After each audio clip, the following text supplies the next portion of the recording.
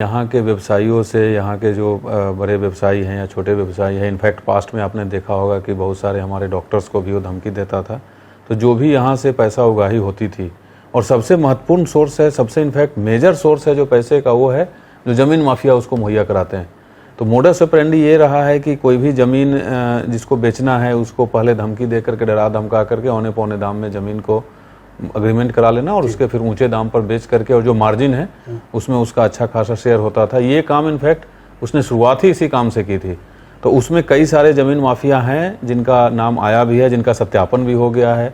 In fact आप देखे होंगे कि 2-3 दिन पहले एक जेल भी गया है, उससे पहले भी 2 महीना पहले भी एक ज़मीन माफिया जेल गया था।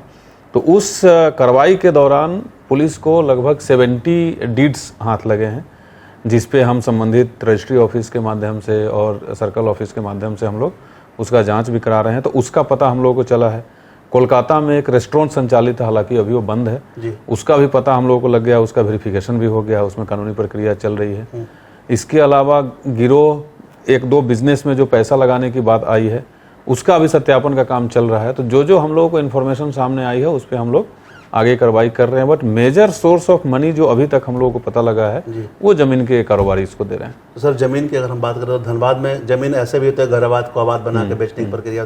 तो क्या अंचल कार्यालय और जमीन रजिस्ट्री के लोग भी कुछ मिली भगत की बातें हो सकती है? नहीं, ये अभी कहना सही नहीं होगा जब तक उनकी इन्वॉल्वमेंट सामने आ नहीं जाए तथ्यों के आधार, सबूत के आधार पे। और जैसा मैंने बताया कि जो यहाँ के जमीन कारोबारी हैं, जिसमें से एक को पहले जेल भेजा गया था, एक अभी 2-3 दिन पहले जेल भेजा गया है। तो जो आप बता रहे हैं वो सही है। वो हेरा फेरी ज़मीन के नेचर को हेर फेर कर देते हैं, या फिर जो गरीब लोग हैं उनको डरा धमका करके बहुत ही सस्ते दामों में ज़मीन का एग्रीमेंट करा लेना, फिर उसको ऊंचे दामों में बेच करके और उसमें जो मार्जिन है उसमें शेयर देना। तो ये सब काम चल रहा है। तो उस पर जैसा मैंने बताया कि जो भी हम लोगों के पास अभी इन्फॉर्मेशन आई है उस पर हम लोग काम कर रहे हैं और उसमें विस्तृत जाँच चल रही है। और उसमें ये तथ्य अगर सामने आएगा कि किसी भी अधिकारी का, चाहे वो कोई भी हो, उसकी संलिप्तता आ जाएगी तो वो भी कानून के जद में आएंगे।